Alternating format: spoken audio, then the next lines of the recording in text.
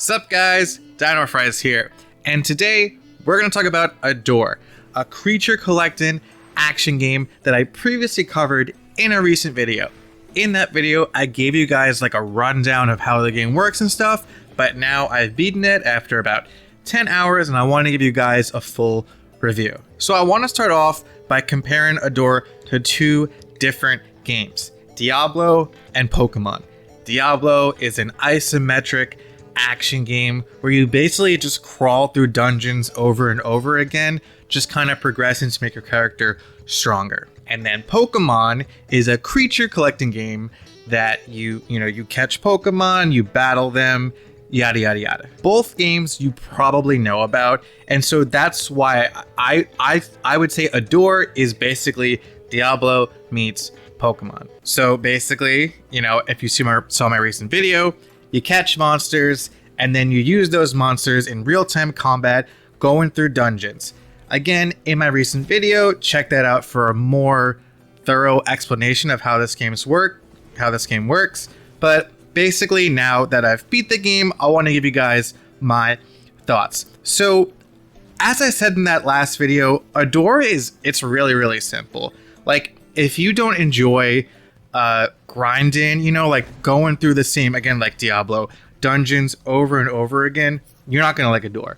And in the same vein, if you aren't into monster taming games, like if you don't like genuinely enjoy, catching monsters, like kind of taking a liking to them and kind of coordinating like your favorite monsters onto your team, whether or not they look cool or cute, or you like the way they battle, you're not gonna like Adore. And that's why I'd say if you like Diablo and Pokemon, you'll like Adore. If you like either or, like me, I don't really like Diablo, but I love Pokemon, and this game worked out for me. It was fun. So why did I like Adore? Right? I found the combat loop to be satisfying. I genuinely enjoyed going through the dungeons. The combat is super fun. It's really, really simple because like every monster, they only have one attack, and then they have an ultimate, which is like just like an enhanced version basically of that basic attack. But I had fun kind of finding the monsters that I enjoyed the most. For me, so there's four different types. There's arcane, nature, mystic, and beast. I had one of each because they can synergize with each other with perks, and I had one of each. I had my arcane monster doing my ranged attacks. I had my beast monster doing physical attacks that also chipped away, did extra damage on enemies' armor. Then I had my nature monster that would heal my team, and then I had my mystic monster, which was kind of a hybrid between the arcane and beast with like a physical attack, but also a ranged attack for their ultimate. And then eventually you can capture legendary monsters. There's 4 different ones. 3 of them are okay, and then there's like one, this is Tiger Guy, who's insanely OP. And once I unlocked him, things got even more fun. And then eventually, like, I kind of just put all 4 legendary monsters on my team for the final battle, and I beat the game. Difficulty-wise, the game is challenging. And you can't so much grind your monsters to get level ups.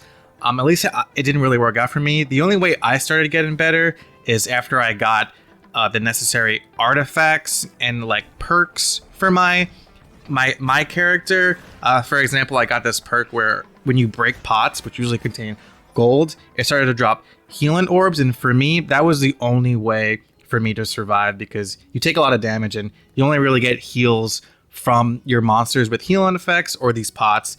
And so once I unlocked that, and once I realized that you really need healing monsters, the game got easier for me. There's honestly not much I can say besides like what I described to you guys so far, because you see the gameplay on the screen. If it looks interesting to you, it is. It also runs really smooth. I didn't have really any complications. There were some glitches here and there, but nothing to really complain about. The story was, I guess it was fine. But that's not what this game is all about. It's the gameplay. Really, I thought the music was fine. The sound effects were good. But when it comes down to it, once again, you like Diablo, you might like Adore. You like Pokemon, you might like Adore. If you like Diablo and Pokemon, you're probably gonna like Adore. That being said, the game is $20 on Steam and Switch. And for $20, I would say if you like Diablo and Pokemon, that might be worth it for you. But if you're not into these grindy games where you crawl dungeons and you're not into the creature collecting games, I wouldn't recommend picking it up. I personally enjoyed my 10 hours. Is that worth your $20? Maybe, maybe not. There is replayability after you go through the game. No spoilers, but after you go through the game, you're able to do replayability stuff. You can catch monsters that you didn't catch while going through the story. You can make them better. You can take on harder dungeons. I didn't take part in those because it's not really my thing. I prefer to just play a game and beat it and then move on.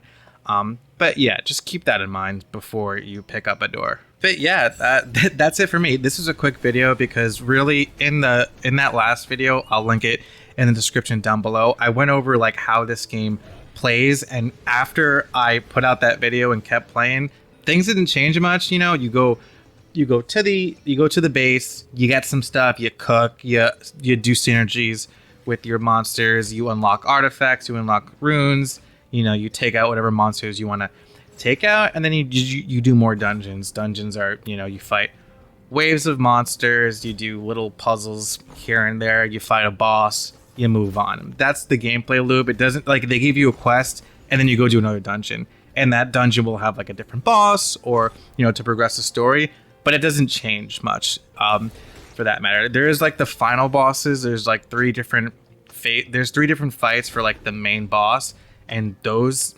dungeons are unique, but you're still kind of just throwing out your monsters, killing all the enemies, then throwing out your monsters to attack the boss.